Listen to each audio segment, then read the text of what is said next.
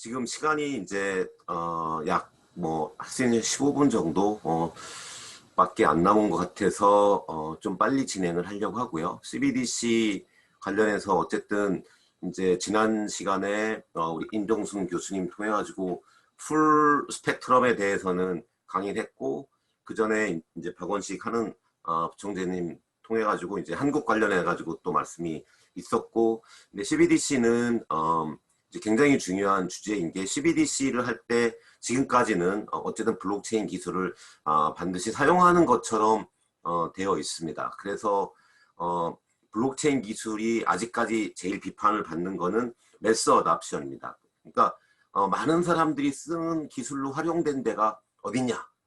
코인?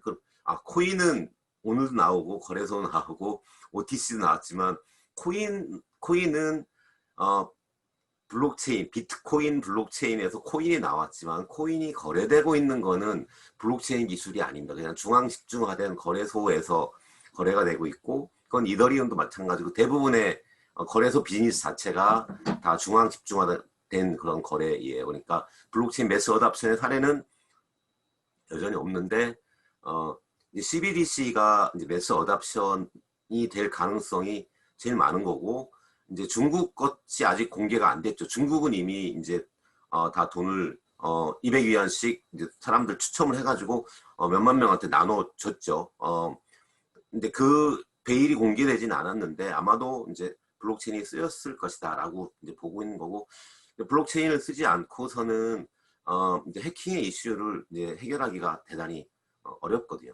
자, 그렇게 보면은 CBDC를 하게 되면, 지난 시간에 제가 이제 대담을 하면서도 얘기를 했지만, 이제 지금까지는 돈을 만드는 역할은 사실상 은행들이 했고, 중앙은행은 아주 적은 양의 본원통화만 만들었는데, CBDC가 되면은 중앙은행에서 돈을 다 찍어낼 수 있는 거잖아요. 그러면은 은행이 무슨 역할이 있겠느냐라고 하는 것에 대한 이제 계속 그 의문, 역할 분담 이슈가 있는 거예요. 그래서 지금 이제 미국 통화감독청의 브라이언 브룩스가, 시간을 들어가진 않겠는데 이제 노드 같은 역할을 한다. 그러니까 이제 노드 역할이라면은 DLT, 그러니까 분산 원장인데요. 그러니까 원장을 모든 사람들이 다 가질 수 있다면 그것이 이제 비트코인이나 이더리움 같은 것이 되는 건데, 아마도 이게 이제 프라이빗 체인 형태 유사하게 중간적으로 중앙은행을 비롯해 가지고 이제 은행들이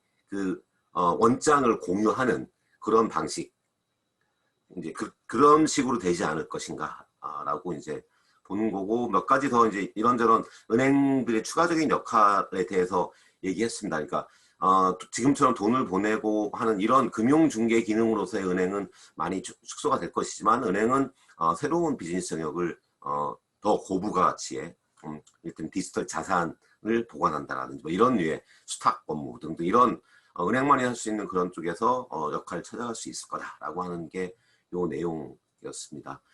CBDC 관련해가지고 우리나라도 어쨌든 이제 하느니 뒤늦게 시작을 했지만 부지런히 쫓아가고 있다라고 하는 거를 보여주고 있고, 그래서 내년도에 시험 유통을 하겠다. 지금 이제 중국에서도 시험 유통이라고 하는데, 시험 유통이라고 하기에는 중국은 진도도 굉장히 많이 나가 있고 이미 일반인들한테 뿌려서 시험 유통이라고 보기에는 금액이 일단 약간 적다는 거 말고는 시험 유통은 아니죠. 중국은 실제적인 유통하고 훨씬 더 가깝다고 저는 보고 있습니다. 오늘 얘기 나왔는데, 페이팔은 이제 굉장히 중요한 그런 이슈이기 때문에 조금 더 자세하게 다뤄보도록 하겠습니다.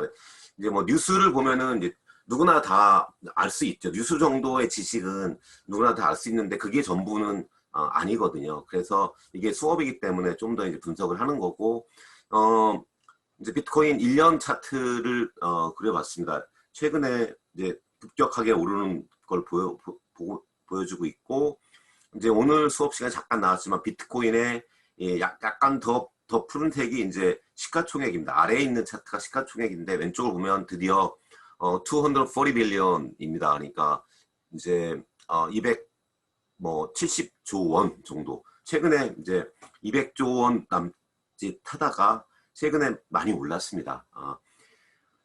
그 오른 이유를 제가 이제 아까 이제 뭐 대담 통해서 한번 또 얘기를 했었던 거고 제가 수업 시간에 계속 얘기를 하는 겁니다. 가장 핵심은 물론 기관 투자자들의 진입이고 기관 투자를 진입할 수 있는 여건이 마련되어 있는 건데 이제 그게 어답션의 이슈가 또 생긴 겁니다. 이게 급격하게 오른 건 페이팔 얘기가 나오면서 그래서 이 비트코인도 그렇고 이제 이더리움은 이제 선이 하나 더 나옵니다. 이더리움이 선이 하나 더 나오는 이유는 가격을 비트코인을 기준으로 한 상대 가격을 보여주기 때문에 선이 하나가 더 나오는 거고요.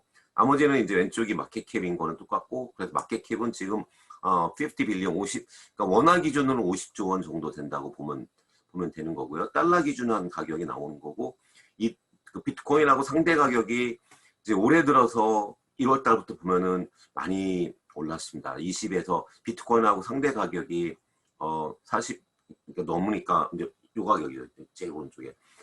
이 얘기는 이제 아까 말한 그 디파이라고 하는 거랑 관련이 있는 겁니다. 그래서 이제 이더리움 상에 있는 여러 가지 기능, 코인을 발행하는 기능, 뭐 이런 걸 이용해 가지고 이제 코인을 만들어내고 그러면서 그걸 이용해 가지고 이제 탈중앙화된 그런 금융 서비스를 하고 뭐 디파짓을 하고 거기다가 이자를 주고 또 그걸 가지고 대출을 또 하고 이런 류의 이제 다양한 서비스들이 올해 디파이라고 하는 이름으로 급격하게 확산이 되면서 이제 이쪽에 잠겨 있었던 돈이 1 빌리언에서 아까 얘기한 대로 이제 뭐 15, 16, 17 빌리언까지 올랐던 것이 이제 이 이더리움 가격이 제일 많이 상승한 그런 배경이 됐습니다. 어쨌든 비트코인이나 이더리움 공이 가격은 계속해서 올랐지만 또 최근에 오른 거는 이제 이 페이팔 때문에 올랐다라고 보는 게 일반적인 겁니다. 그래서 우선 기사로 나온 것만 정리를 하면 이제 페이팔은 뭐 세계 최대 간편 결제 사업자고 3억 5천만 명이 이용하는데 여기에 이제 그 암호자산을 탑재해서 암호자산을 통해 가지고 거래할 수 있겠다. 그래서 내년 초까지는 2,600만 개 모든 온라인 가맹점에서 암호화폐를 통해서 결제할 수 있도록 해주겠다. 그 다음에 이제 지원이 되는 거는 비트코인, 이더리움, 비트코인 캐시, 라이트코인 이렇게 이제 네 가지에 대해서만 시작을 하는데 늘어날 가능성이 많이 있겠죠. 네. 당연히 이게 이제 정착이 되면 늘어날 거라고 이제 봐야 될 겁니다. 그리고 나서 필요한 라이선스를 취득을 했고 그리고 이제 이런 서비스가 가능하려면 은행에서는 우리가 계좌가 있어야지 무엇인가를 할 수 있는 거나 마찬가지로 암호자산은 항상 계좌에 해당되는 게 지갑입니다.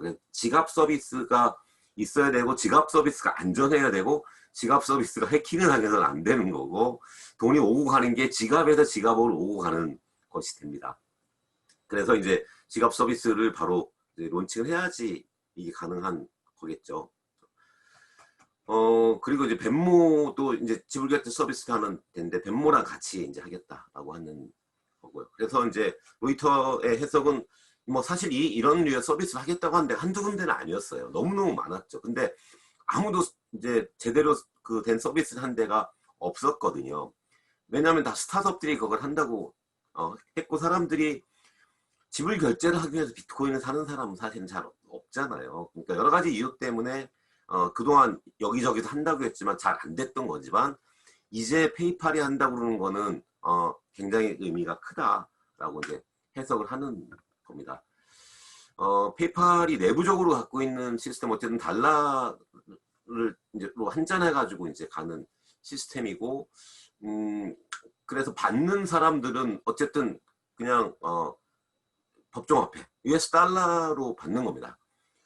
근데 이 서비스를 한 페이팔 최근 경영자 댄 슐만은 화폐의 디지털 전환은 불가피하고 이 서비스를 통해 가지고 이미 많이 확산이 돼 있는 가상자산의 사용을 이제 활성화하겠다라고 하는 거고, 그리고 이제 뭐 중앙은행과 함께는 모르겠지만 어쨌든 기업들이 지금은 4개 정도의 코인밖에 없지만 이제 더 많이 나중에 이제 탑재를 하게 된 등등 해가지고 이제 가상자산이 발전하는 데 도움이 되기를 바란다라고 얘기를 했습니다. 그리고 이제 사실은 리브라의 컨소시엄에 있다가 빠져나왔고요. 리브라 컨소시엄에 빠져나왔는데 최근에 클레이톤 컨소시엄에 조인을 했습니다. 페이팔은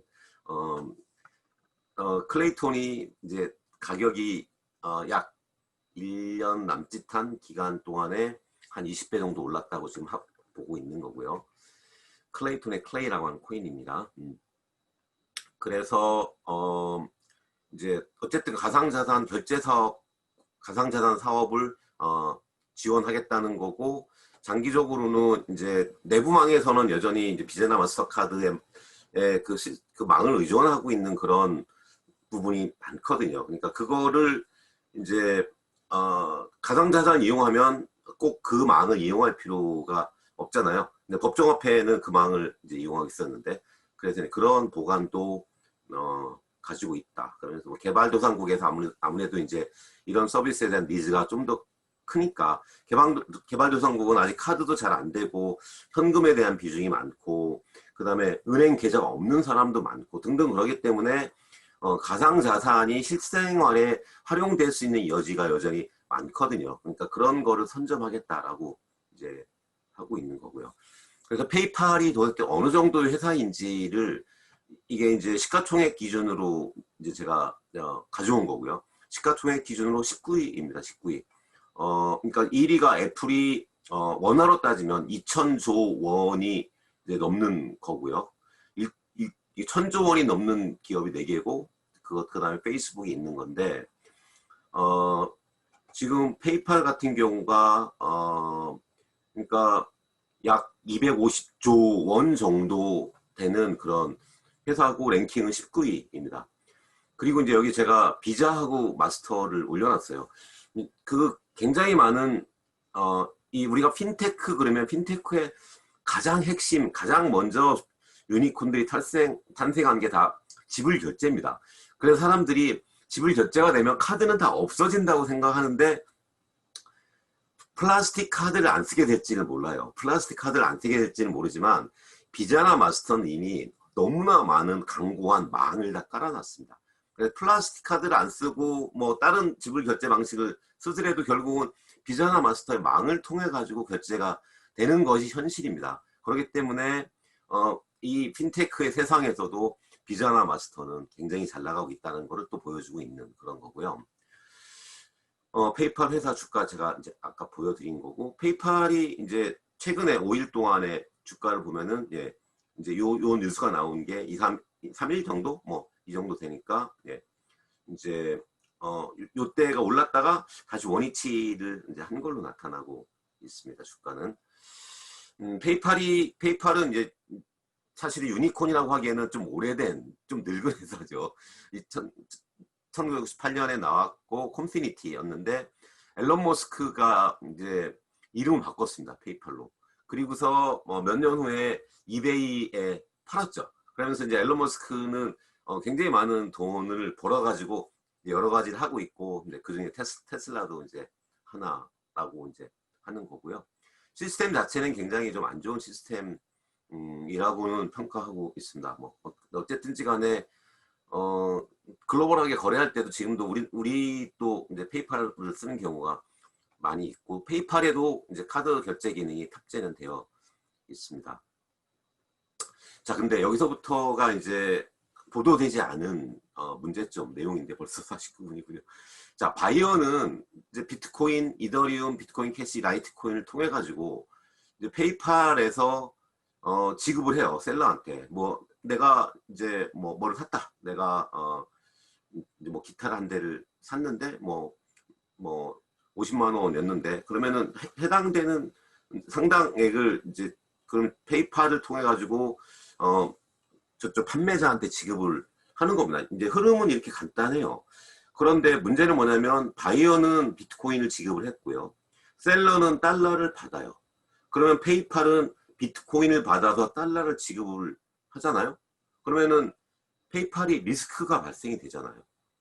비트코인을 받아서 달러를 지급했는데 비트코인 가격이 떨어지면 리스크가 생기잖아요. 페이팔의 그 페이먼트 수수료가 굉장히 많다면은 이거를 감내할 수 있겠죠. 단기간 동안의 비트코인 가격 변동을. 그렇지만은 일반적으로 이런 가상화폐 결제가 안 되는 게, 그 전에 페이팔 없이 이게 다이렉트로 거래를 하겠다고 많은 데들이 얘기했는데, 지금도 계속해서 얘기되는 게 가격의 변동성이 크기 때문에 지불 결제는 사용할 수가 없고, 그러니까 스테이블 코인이 나왔고, 이번 수업 내내 우리가 얘기를 한 거잖아요. 그러면 페이팔은 어떻게 할 것이냐는 문제죠. 이 페이팔이 그럼 이거 하겠다고 하면 무조건 자동적으로 되냐? 페이팔은 이거를 해결할 수 있는 방법이 있어야 되는데, 그거에 대해서는 아무 보도가 없잖아요. 그래서 야, 이게 그렇게 만만하지 않을 거다라고 저는 이제 생각을 하고 있었는데, 왜냐면은 이제 제가 그중에 하나만 얘기하는 거예요. 바이낸스도 이 사업을 하겠다고 이미 얘기를 한 겁니다. 이게 들어가면 나와요. 누가 뭐 쓸 것이냐라고 하는 건 뭐 이제 비트를 갖고 있고 물건을 살 사람이 뭐 나는 카드가 없어. 뭐 그런 사람, 미국에서는 카드 발급받기 어렵거든요. 근데 비트는 아무나 살 수 있잖아요. 그러면 이제 비트 가지고 사겠다. 뭐 그렇게 볼 수 있잖아요. 할 사람이 있을 수가 있다. 근데 이제 문제는 뭐냐면 바이낸스 같은 데도 똑같은 모델을 가지고 하려고 했는데 못한 거죠. 많은 사람이 쓰지 않아서 그 경우에는 가깝다면, 지금은 페이팔이 해결해야 되는 문제는 뭐냐면은 가격 변동의 리스크를 누가 질 거냐. 그러니까 즉각적으로 이거를 세트를 한다면 비트코인 같은 경우에 받아가지고 얼른 팔아도 시간이 10분, 아니면 우리가 블락 하나 만들어졌는데 10분이잖아요. 근데 그게 이제 그 블락이 동시에 2개가 생길 수 있다고 그랬잖아요. 그러면 블락이 적어도 5개 정도가 생겨야지만이 내가 이제 제대로 돈을 받았구나라고 하는 걸 확인할 수 있는데, 그러면은 1시간 동안 결제가 안 되고 있는 거잖아요. 그거에 대한 이중 지불을 했으면 어떡할 거냐. 이런 류의 문제들이 이제 해결이 돼야 되는데, 돈을 준 사람은 결제하고 나서 가야 될 거 아닙니까? 돈 준 사람을 1시간 동안 10분 1시간 동안 기다려라고 얘기할 수도 없잖아요. 다만 이제 이게 페이팔은 이제 온라인 결제이기 때문에 그 후속적으로 뭔가 조치를 취할 수 있는 시간이 약간은 걸릴 수 있지만, 이게 완벽하게 해결이 되나? 이제 그거는 아닌 것 같아요. 그래서 이제 이게 나온 거죠.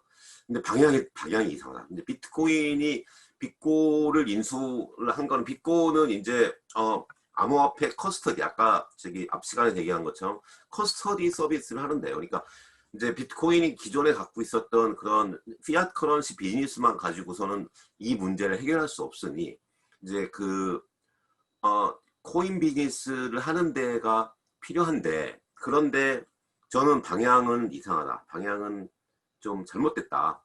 방향은 거래소를 인수해야 된다. 거래소를 인수하면 실시간으로 해지를 할 수가 있잖아요. 실시간으로 거래가 이루어지잖아요. 거래소는.